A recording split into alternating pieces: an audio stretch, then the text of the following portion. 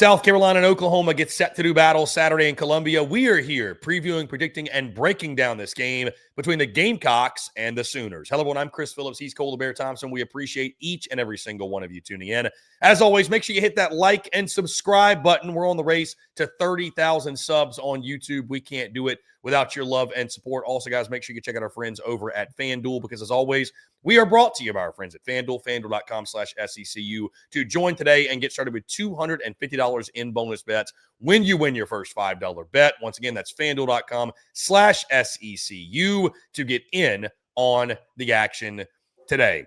Both the Gamecocks and Sooners coming into this football game off of losses, looking for big bounce-back performances. South Carolina just looking for any semblance of an offense with Lenora Sellers and company, and Oklahoma off that emotional Red River shootout. How do they respond? All it means is it's going to set up for one heck of a Saturday down in the Palmetto State, and we are here previewing, predicting, and breaking down this game for when South Carolina and Oklahoma do battle. Hello, everyone. I'm Chris Phillips. Joining me, as he always does, my co-host, colleague, partner in crime, one of the very best in the business, Cole the Bear Thompson. Bear, what's going on, man? Appreciate you taking the time. Really excited to discuss this matchup. You know, this was a game a season ago we'll talk about here in a second. This one got really out of hand in what was a nightmare season for OU. They're coming in looking for some revenge, but as you've talked about a lot, and many others have as well, despite the struggles, it is Cocktober for whatever that might mean, and the Gamecocks are back at Williams-Brice Stadium, a place that they love to play. This is going to be a fun one. I still have yet to make my prediction. Like, we will be going through this entire video, and I will be thinking it over and going back and forth on why I think Oklahoma can get this job done, why I think that South Carolina can get the job done. But regardless, you both need a win here for completely different reasons. For Oklahoma, it was an emotional loss to Texas, but you lose the Red River shootout. That doesn't define your season. What will define your season was the offense that we saw on Saturday the offense for the rest of the year. Because if that's the case now in quality SEC play, you may end up going 5-7. For South Carolina, you lost by 10 on the road in Death Valley at night. And I understand that. But the problem is that you were able to force 3 turnovers, including 2 in the red zone, and didn't capitalize on that. So defensively, Clayton White unit is getting there. They're putting themselves in a position where it does feel like things are turning the corner. But offensively, you can talk about the offensive line all you want and the firing of what we just recently saw. But regardless, when you look right now, it doesn't really matter what your defense does if you're not able to go ahead and walk away with at least 3 points in the process. So can you maybe pull the wool over Oklahoma's eyes, similar to what Texas did, where Texas's defense, and Oklahoma's defense, they only gave up 1 touchdown, but that 1 touchdown would have been enough to win the football game, even if it was a 7-6 final. Yeah, Bear, this one's going to be a lot of fun. Again, big storylines on both sides we'll discuss. 11:45 a.m. Central Time local kick, 12:45 local kick, 11:45 a.m. Central Time kick down there in Columbia, South Carolina at Williams-Brice Stadium. Game airing on SEC Network. Bear, Oklahoma is a 5.5-point favorite. The over-under is set at 42.5. The series history, just one meeting. It was last year. South Carolina won that game, Bear, by a final score of 35-9. You might recall that was a game that was 21-0 before you could even blink in that contest. Michael Hawkins Jr. and company, and the offense just coughing it up, turning it over left and right, and South Carolina never looked back in that game with a big blowout win.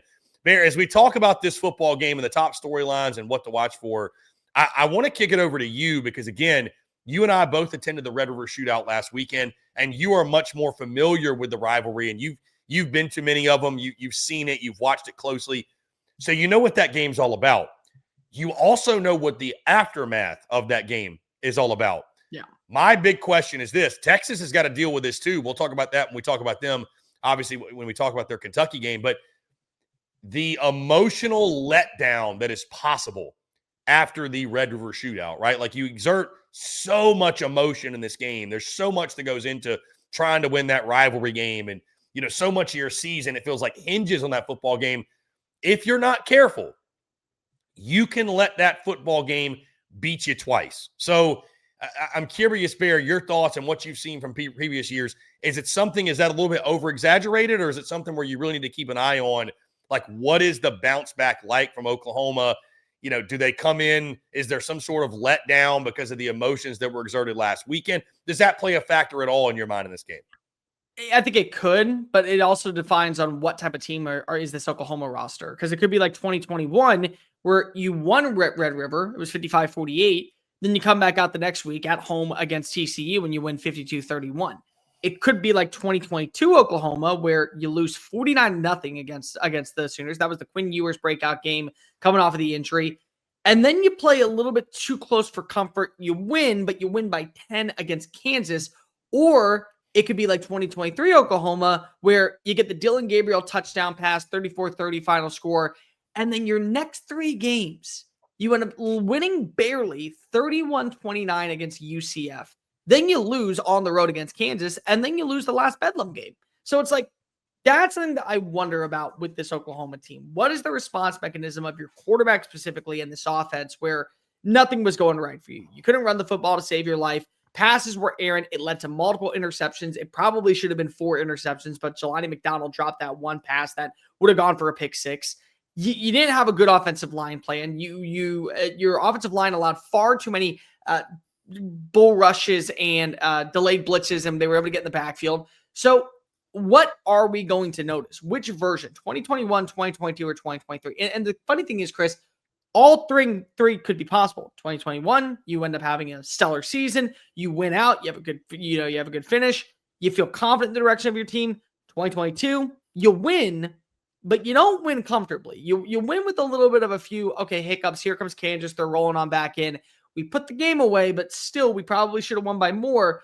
Or is it going to be 2023 where, hey, we won Red River. Look at how awesome we were. Look at how great the atmosphere was. And then we proceed to barely win against UCF and drop our next 2 games. And we finished 10-2 and we missed the college football playoff.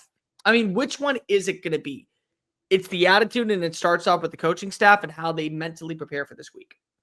Well, and I think what helps too, Bear, from the Oklahoma perspective is you got a guy like John Mateer as the leader of your football team. I thought for what he didn't do on the field and his play, the decision making, and that's certainly going to be a storyline in this game. He's got to be better as a decision maker. I don't think the hand is even a talking point at this point. It's all about, he said after the game, my eyes let me down. The pain wasn't an issue. My eyes let me down. So he's got to be better. But I thought the way he took ownership of what happened in the football game, Bear, that said a lot to me. That said a lot to me about the kind of guy he is, the kind of character he has. And I'll tell you this, there's a lot of emotion exerted, but it's really easy to lock back in and center yourself up and get focused on the task at hand when you come off such a disappointing loss the way they did, right? Like, you're just itching to get back on the field and go show that's not who we are. That being said, Bear, on the field, it starts with QB1 for the Sooners. Like, John Mateer's just got to be better from a decision-making standpoint. He also needs his offensive line and his run game to help him. I thought Texas obviously showed their teeth, their defense, shutting him down, shutting down some of the things they were trying to do in the rushing attack, put it all on him. But even with that being said, there were some plays there that just some of the decisions were just mind-boggling. He's got to be better because this is a South Carolina defense that, while they're not the level of the Texas defense, they've got enough talent, especially in the secondary, to make you pay. John Mateer is going to have to win this football game. And I know that it could be very easy to pinpoint, does he have to win with his legs? Does he have to win with his arm? No, he's just got to win this football game. John Mateer is going to be your leading rusher for the rest of the season. And we've had this conversation when it comes to LSU, and we've had this conversation when it comes to several other teams.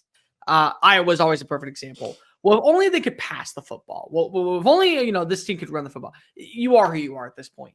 Torrey Blaylock, I think, could be a very serviceable running back in the long-term future. This is not going to be the game where he breaks on out and we start to see Oklahoma's run game be ground and pound, fully convinced. Xavier Robinson, same thing. Jaden Ott has been far and away, in my opinion, the biggest disappointment of any player in the transfer portal. Is it health reasons? Maybe, but you know what? I'm not relying on number 0 to be my lead back anymore. So this is going to be the John Mateer game. He's going to have to win with finesse. He's going to have to win with second chance opportunities. Ben Arbuckle is going to have to dial up some some rushing plays where he hits the C gap and he gets to the outside corner and he's able to take on off for a gain of 15. And then you're going to have to see some wide receivers break on open. It could be Isaiah Satanga. It could be Jaron Kanik. It could be Deion Burks. I'm not sure if you're going to get back Keontae Lewis for this game. But Giovanni Gibson, Arkansas Pine Bluff, phenomenal player during spring practice, was missing the first several games because of an injury. Is this one where we get to see the version of him kind of fully embrace and take on over? Those are all things that we need to see. But this is all going to rely on John Mateer. How he comes out swinging, how he comes out also leaving what went wrong at the Cotton Bowl in the Cotton Bowl. Leave it behind in the state of Texas and don't even bring it back to Norman for practice this week. That's what's really going to decide this game. Because South Carolina, again, offensively, they have their faults. They know who they are as an offense at this point and what it's going to take for them to win. And they're going to need their quarterback to probably win this football game for them. But defensively, it's not as elite as a unit as it was a season ago. It's not. But it still is a damn good unit that can force you into making very disgusting decisions that is ultimately going to lead to maybe getting the ball over your eyes, forcing a turnover, and getting a short field position for their offensive strike. Bear, does it not feel like these two teams are kind of mirror images of each other? I mean, I think Oklahoma is obviously a little bit better version of what South Carolina is defensively. I still think Oklahoma is one of the best defenses in college football. I don't think South Carolina is quite there after what they lost last year. But like these two teams, as I sit here and I think about it, they both have dynamic quarterbacks they lean on to produce anything offensively. Neither can really run the football. They both lean on their defenses to make big plays. You know, maybe the one facet South Carolina has that Oklahoma doesn't is the special teams factor. And that was something I wanted to talk to you about, is that's going to be a huge part of this game. Listen, you just gave up a punt return for a touchdown to Texas. I mean, you think South Carolina can't do the same with Bakari Swain? That is, South Carolina wants to muck this game up, force turnovers, win in special teams. I mean, we know their recipe to success at this point. But these two teams kind of feel like mirror images a little bit, Bear. And I think that's going to lead to a knockdown, drag-out fight and probably a close ball game, I think, at the end of the day. I will say I think I trust South Carolina when it comes to what they have at the running back position more, but I don't trust their offensive line. So if you told me that I get Matt Fuller, Oscar Attaway, and Rasul Faison with what I've seen up to this point versus what I get with Xavier Robinson, Torrey Blaylock, and Jaden Ott, I'm taking South Carolina. But I'm taking Oklahoma's offensive line because I think that they can create enough separation to where even if it's John Mateer running the football as part of the process, he's going to get positive yards. I can't guarantee that when it comes to Matt Fuller or Oscar Attaway or Rasul Faison. They may have to rely on 3 or 4 20-yard runs downfield because of the next 3 plays. They're going to get blown back for a loss of 2 or a gain of 1 or a negative or a loss of down. Just no contact, no gain whatsoever. So that's where I think there is a clear separation between the two in terms of the production-wise. I don't think you have to really lean so heavily on the Norris Sellers as you do to John Mateer. But I also think that, once again, Oklahoma has an elite defense. They're top 10 defense in almost every single category. Scoring, third down conversion, run defense. They know how to beat you. They can get the hands on the football. They can create takeaways. They can win in a lot of one-on-one battles downfield against a wide receiver. And South Carolina can win some battles, but they can't win as consistently. So it's a very even keel matchup. The special teams is where I kind of lean South Carolina because of if Ryan Niblett's able to go ahead and take one back against you. And Bakari Swain's done it against Virginia Tech, and he's done it against South Carolina State, and he's done it multiple times this year. It may take one play, and that be the moment to where Oklahoma is sitting there in win-now mode. And remember, South Carolina at this point is in win-now mode for the rest of the season, just to guarantee that they even have a shot at the college football playoff. Oklahoma's not there yet. But this is not the game that you want to have to look back afterwards and say, we had to enter win-now mode before we were ready to. And that's where I think this is going to be a must-have for Oklahoma. I do think it's worth noting, Bear, the move that was made this week, or earlier this week, I should say, on Sunday, when Lonnie Teasley was relieved of his duties as the offensive line coach, and Sean Elliott is sliding back into that role. For those that don't know, Sean Elliott was the offensive line coach and run game coordinator when Steve Spurrier was there. And those were some of the best offensive lines in South Carolina history. Listen, I understand you're taking over midseason, and, we can certainly question personnel because coaches get too much credit, too much blame. It's all about Jimmys and Joes. I get that. But I am really curious to see what that offensive line looks like this Saturday against Oklahoma. I'm not saying they're going to flip a switch and become one of the best offensive lines in the SEC, but I do think you're going to see a different level of tenacity and energy from that group. I like, go back and watch, if you have some time, go back and watch videos of Sean Elliott when he was the offensive line coach there. And, when he was the interim head coach and the mosh pit stuff he would do before the game. Like, this dude's a hard-nosed, awesome football coach. He's an awesome football coach, like really, truly. I'm very, very interested to see. I would expect them to look better. I really would. I know that might sound crazy to some people, but I think the impact that Sean Elliott will have on that offensive front, how much better will they look? I mean, the only way to go is up, Bear. You're still one of the worst in the country. Again, it seems one of the worst in the SEC, no doubt, if not the worst. You're coming off a game, give up 5 sacks to LSU. The only way they can go is up. I do think they'll be better against one of the best defensive fronts in college football. And again, how good, they're going to go a long way in South Carolina having a chance in this game. You got to look at a guy like Lenoris Sellers. He's got to be special in this one. But I do think that is something to note. If you see South Carolina's offensive line play better and you're thinking to yourself, where did this come from?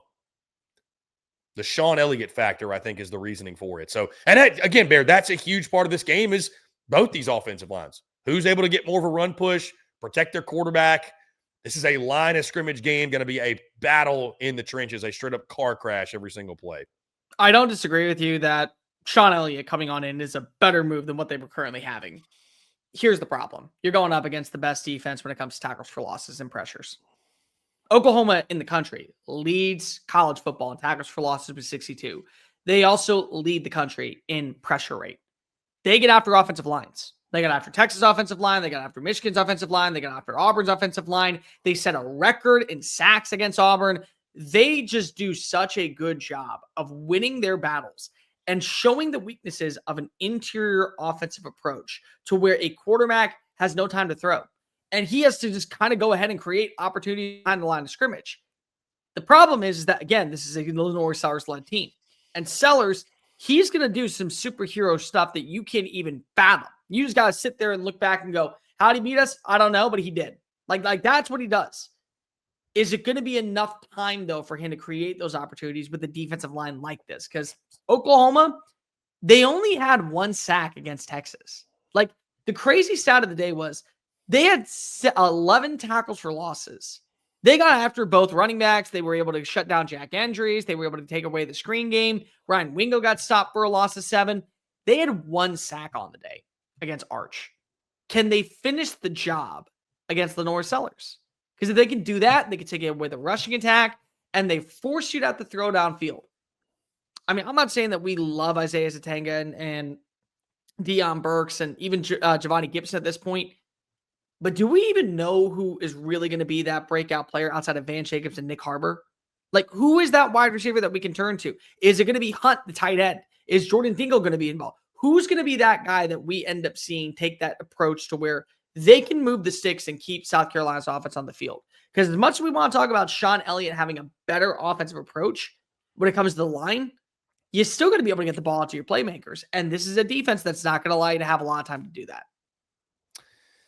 Bear, I do think one thing we need to note in this game, Oklahoma has played 1 true road game, and it was at Temple, where I think there were more Oklahoma fans than there were Owls fans in that contest. Listen, I was at the Red River Shootout. You were as well. Atmosphere was awesome. It was great. Bear, with all due respect, it is not like what you're going to get walking into Williams-Brice Stadium with 80,000 plus people going crazy when Sandstorm playing in the white towels. It's not. It's not the same, right? Nope. At least in that environment at Red River, you had half the crowd on your side.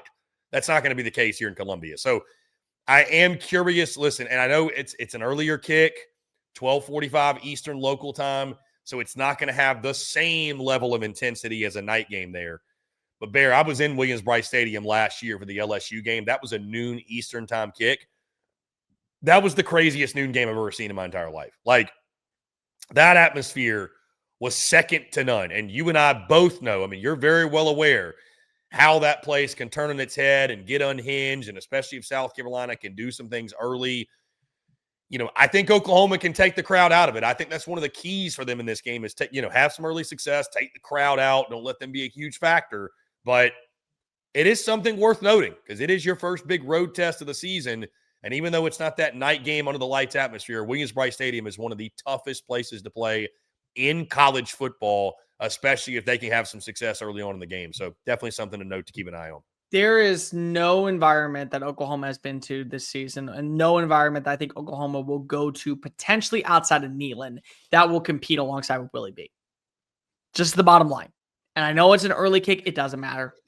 This is a garnet and black crowd that wants to see their team turn Cocktober upside down and make it a season to remember. It was a slow start last year. Remember the Old Dominion game? They barely survived that one. They lose in week 3 to LSU. They lose to Alabama. They lose to Ole Miss. And everyone is tearing their heads. They're saying, okay, well, here comes South Carolina. They're done for the year.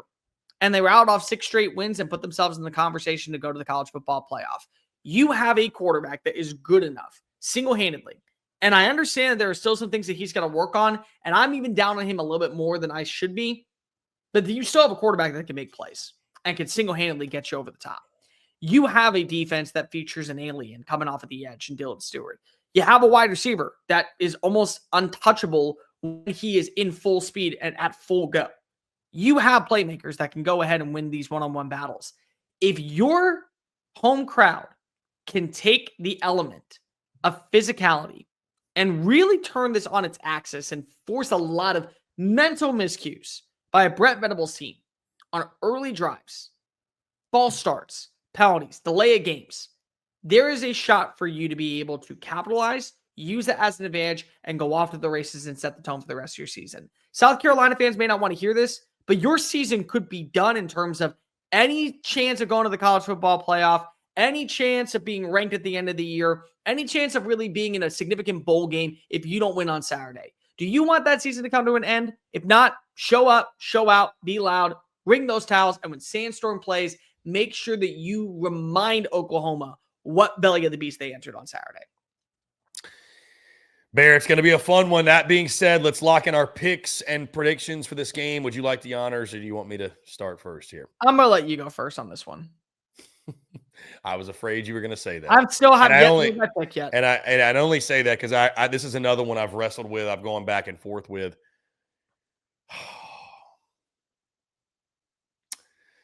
First off, I do want to say I think the move of Lonnie Teasley being let go and Sean Elliott sliding into that offensive line coach role, I think is going to make a massive impact in this game. I think you're going to see South Carolina's offensive line.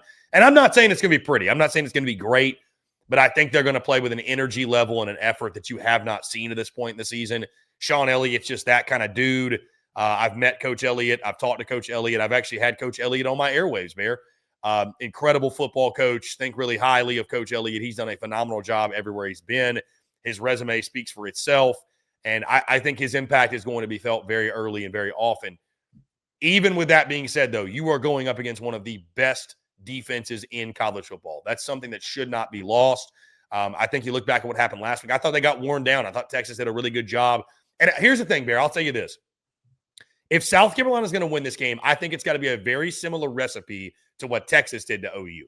You got to win the turnover battle, probably need a big special teams play. Like that's probably what you're going to have to do, right? It goes without saying because South Carolina, like we've talked about before, their path to victory is a little bit narrower than most. There are some things they just cannot do and get away with it. They cannot do and live to tell the tale. So winning the turnover battle is a non-negotiable. Making a big play in special teams, I think, is a non-negotiable. And what we saw last week, and a guy like John Mateer, as electric as he is, and especially as he is a guy that you can force into some mistakes. How does John Mateer bounce back? How does this football team bounce back? I am really intrigued to see from the Oklahoma perspective how they're able to bounce back. Because like you said, Bear, this is a massive game for OU from the standpoint, everything you want in this season is still in front of you. Like, I know you lost to Texas, but it's all in front of you. The playoff, heck, the SEC title, everything in between. It's all still in front. For South Carolina, yeah, like you said, maybe 9-3, you're in the conversation of the playoff, but realistically, you're just trying to turn things around to where you have a respectable season, maybe an 8-4, or at least a 7-5 campaign where it's the right 7 and you played well in the second half of the season like you've done so many times under Shane Beamer. I'll say this, Bear. We love to talk about Cocktober. What's interesting about Cocktober is this. South Carolina has played their best football under Shane Beamer in November, not October. That's the ironic part. That said, it's literally 20, 25-ish minutes into this preview and prediction, and I still am going back and forth in my brain with the pick. because you can really talk yourself into both sides. I feel wrong just completely selling on Oklahoma after one bad game. But at the same time, I know what a place like Williams-Brice Stadium is. And South Carolina always has one of these games where they put it all together and they play their best football, and you could argue inexplicably, they get a big win on their home field. But I'm still going to go John Mateer in Oklahoma to find a way. I'm going back and forth. I was ready to pick South Carolina, but I'm going to go Oklahoma. I think Oklahoma, John Mateer, I trust him as a leader. I loved what he said after the Texas game. I think they're going to be itching to get back on the field. They're going to bounce back in the right way. And here's the thing, Bear, I'll say is this. Sean Elliott's going to make a positive impact in an offensive line. The problem is you're going up against maybe the best defensive front in all of college football. And they don't care who the O-line coach is. They are going to wreak havoc all day long on the Norris, Sellers and Company. Really close game, really back and forth game. I absolutely could see South Carolina, Bear, winning this football game. That being said, I'm going to go Oklahoma in a low-scoring affair. I love the under in this game. Love the under, the 42.5. I've seen nothing from either offense that inspires me to think this is going to be a higher-scoring contest. Give me Oklahoma 20, South Carolina 16. I think it's a close game, back-and-forth game. If South Carolina is able to spark that big special teams play, block field goal, punt return like Texas did, I think they absolutely could win this game, but they're going to have to do that if they don't. And here's the thing. I think Oklahoma learned from last week. I'm sure special teams is going to be a massive point of emphasis. Let's also not forget the Shane Beamer Oklahoma dynamic. Let's also not forget the Oklahoma looking for revenge dynamic from what happened a season ago.